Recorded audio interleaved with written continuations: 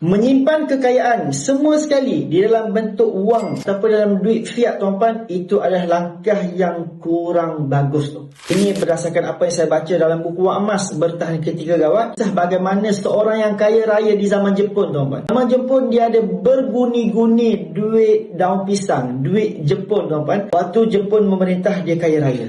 Tapi disebabkan kekayaan dia tu hanya berada di dalam wang kertas, tuan-tuan, bila Jepun menyerah kalah dan ditukar kepada British semula, tuan-tuan, maka orang yang kaya raya pada zaman Jepun, tuan-tuan, jatuh miskin terduduk sekelip masa sahaja. Jadi, tuan-tuan, kekayaan di dalam wang fiat, tuan-tuan, dia boleh jatuh bila-bila masa sahaja. Ini berlaku di banyak negara, tuan-tuan. Contohnya di Venezuela, di Zimbabwe. Mereka yang kaya raya yang simpan duit dalam bentuk kertas, tuan-tuan, duit-duit tersebut dijadikan sebagai origami sahaja. Sebab apa?